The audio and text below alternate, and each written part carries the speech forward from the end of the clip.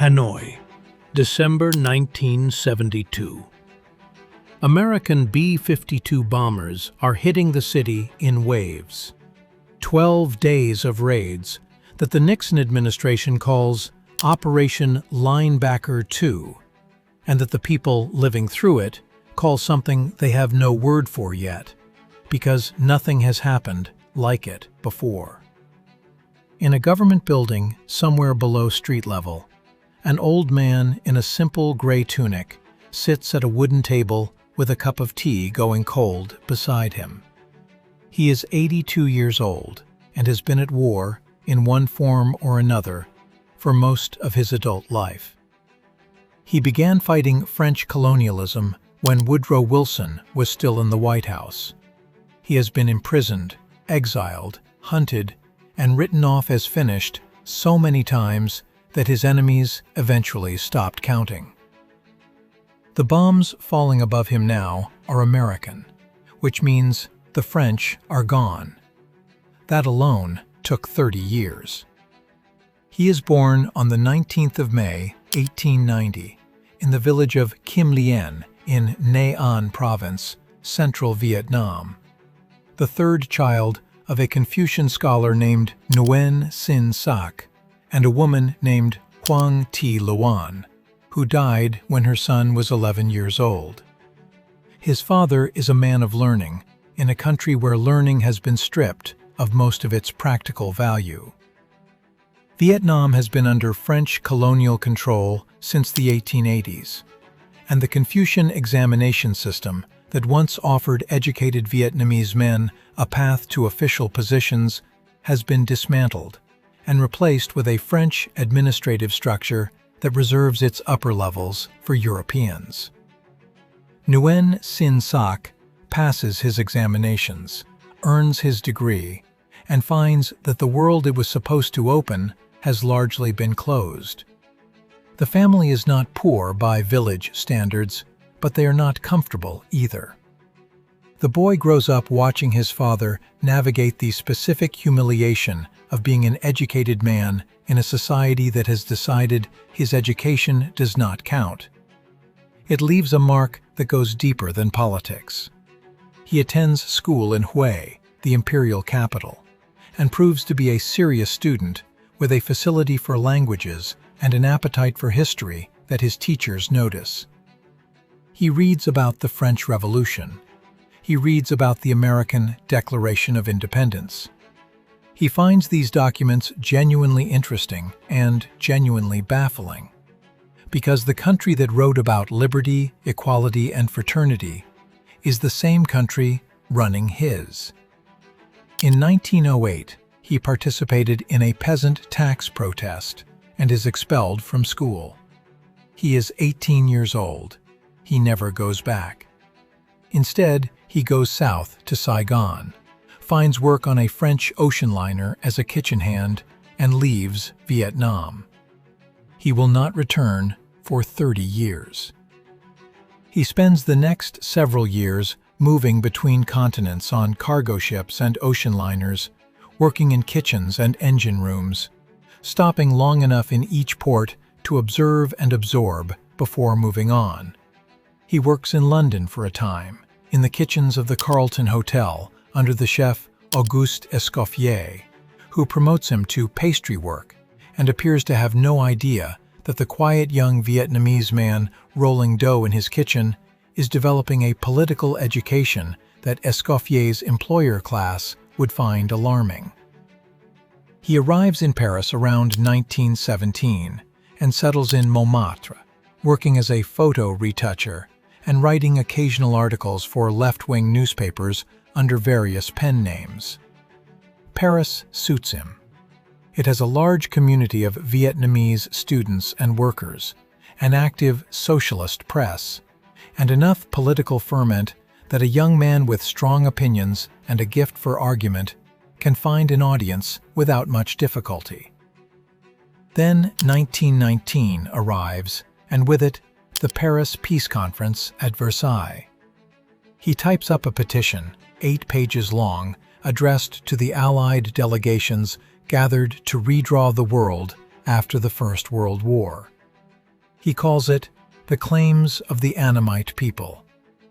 It asks for basic civil liberties for the Vietnamese, freedom of the press, freedom of assembly, and equality before the law.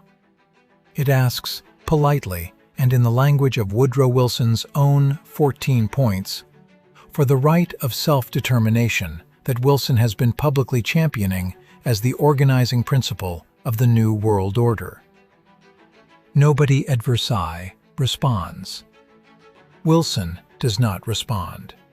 The French delegation does not respond. The petition disappears into the administrative machinery of the conference without leaving a visible mark. What it leaves instead is a conclusion, hardening in the mind of the man who wrote it, that the Western democracies have no intention of applying their stated principles to colonized peoples. The polite approach has been tried. It has produced nothing. Something else is required. After Versailles, he moves steadily leftward, and then stops moving in that direction because he has reached the end of the available road. He joins the French Communist Party in 1920, one of its founding members, drawn not by ideological purity, but by a practical calculation. The Communists are the only significant political force in Europe that takes colonial independence seriously as a cause, rather than a distant aspiration to be addressed after more pressing matters. He travels to Moscow in 1923, studies at the Communist University of the Toilers of the East, meets Lenin's colleagues, and absorbs the organizational methods of a party that has actually managed to seize a state. He is not romantic about any of it. He is studying. He moves to Canton in 1924, working under the Soviet advisor Mikhail Borodin, and begins training young Vietnamese revolutionaries who have made their way to China.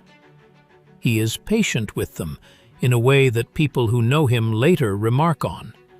A man capable of sitting with a student for hours, going over the same material until it takes hold. He is building something that will take decades to use. The French intelligence services have been tracking him since the early 1920s.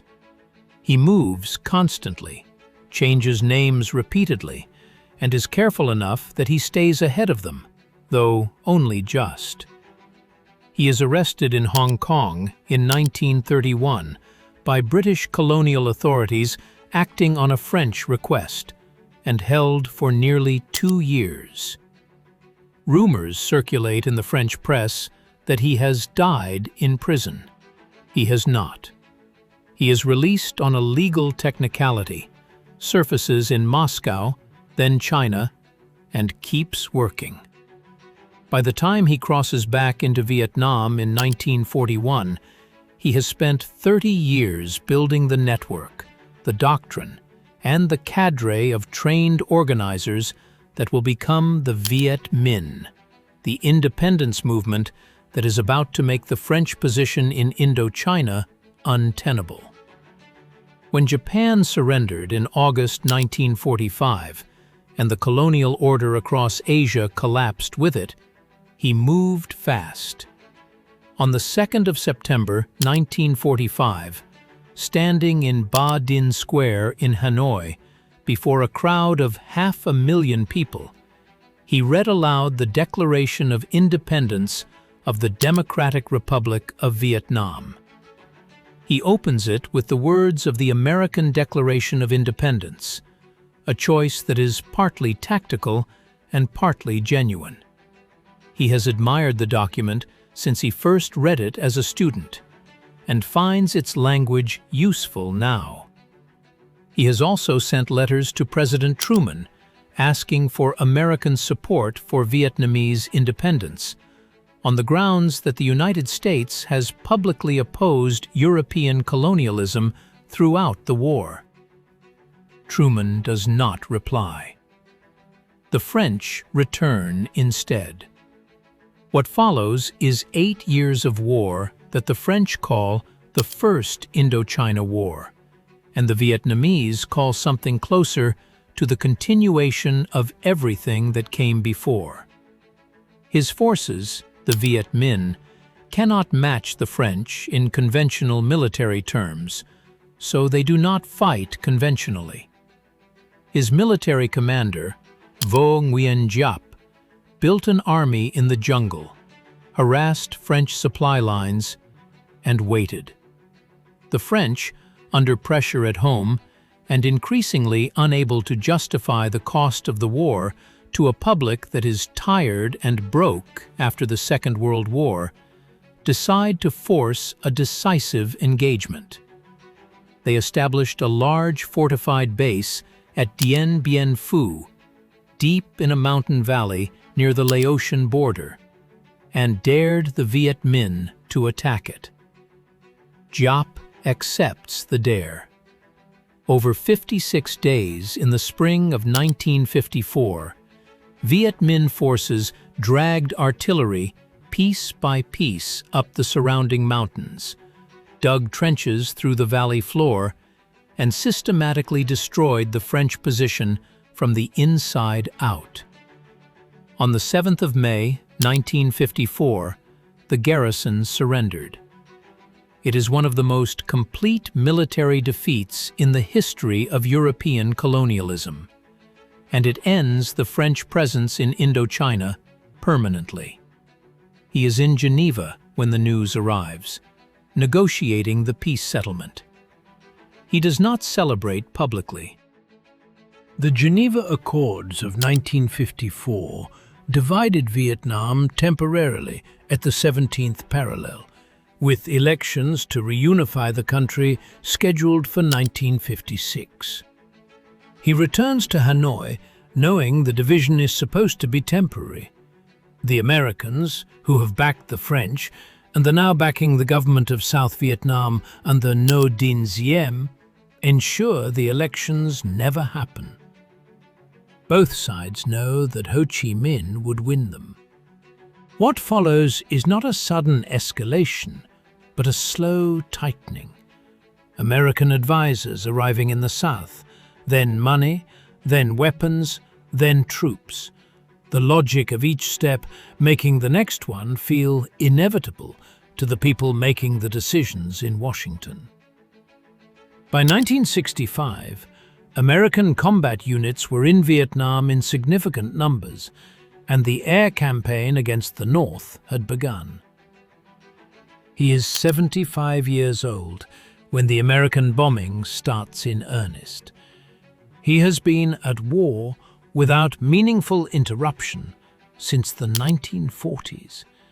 His health is deteriorating. He has a heart condition and spends increasing amounts of time in medical care, sometimes in China, sometimes in the Soviet Union. The government in Hanoi functions collectively enough that its absences do not paralyze it, but the war is taking a toll that goes beyond the physical. The cost on the ground is staggering. American firepower is applied to North Vietnam on a scale that has no precedent in the history of aerial bombardment. Roads are cratered, bridges are destroyed, factories are leveled. The population moves underground, literally, building tunnel networks and shelter systems that go deeper with each passing month. He writes and speaks about the war in terms that are always confident and always public, because confidence is itself a military resource when your opponent is trying to break morale. What he says privately is harder to know. He is not a man who leaves many private records. On the 30th of January 1968, during the Vietnamese Lunar New Year holiday of Tet, coordinated attacks were launched simultaneously against more than 100 cities and towns across South Vietnam. The scale of it is unlike anything the war has produced before. Viet Cong fighters enter the grounds of the American embassy in Saigon. Hue, the old imperial capital, was taken and held for 25 days. American military commanders, who have been telling Congress and the press for 2 years that the war is being won, that the enemy is weakened, and that the end is approaching, have no adequate public response to what is happening on television screens across the United States. The Tet Offensive is, in narrow military terms, a defeat for the North Vietnamese and the Viet Cong. The attacks do not hold. The popular uprising in the south that Hanoi hoped the offensive would trigger does not materialize. The casualties on the attacking side are severe and take years to replace. None of that matters as much as what happens in America. The journalist Walter Cronkite flies to Vietnam, tours the damage, and broadcasts an editorial on CBS News in February 1968, stating that the war appears to be a stalemate and that the United States should negotiate its way out. When Lyndon Johnson watches the broadcast, he tells an aide that if he has lost Cronkite, he has lost Middle America. 3 weeks later, Johnson announces he will not seek re-election. He is in Hanoi when the news arrives. He is 78 years old, in poor health, and has spent nearly 6 decades working toward the moment when a foreign power occupying his country decides the cost is too high. He does not live to see it completed, but he lives long enough to know it is coming. He died on the 2nd of September, 1969, the 24th anniversary of the Declaration of Independence he read aloud in Ba Dinh Square. The date is either a coincidence or the kind of detail that gets adjusted afterward to fit the narrative. Vietnamese government sources have given slightly different dates at different times, which is the sort of thing that happens when a government is managing the death of someone it has already begun turning into a symbol. He is 79 years old. The war he has spent his life working toward is not over. American troops are still in Vietnam. The bombing continues. The negotiations in Paris that began in 1968 will drag on for another 4 years before a ceasefire is signed, and the ceasefire will hold for roughly 2 years before the final North Vietnamese offensive begins. On the 30th of April, 1975, a North Vietnamese tank crashes through the gates of the presidential palace in Saigon. The last American helicopters have already left from the roof of the embassy. South Vietnam ceases to exist. The country was reunified under Hanoi the following year and renamed the Socialist Republic of Vietnam. He does not see any of it. His will requests a simple cremation and that his ashes be divided and buried in 3 small hills in the north, center, and south of the country, one in each region, because he wanted to be close to his people everywhere. The government buries him instead in a granite mausoleum in Ba Dinh Square, preserved and displayed behind glass, the kind of immortality he specifically said he did not want. There is something honest in that contradiction. He spent his life trying to give his country what he thought it needed. His country, in the end, decided what to do with him.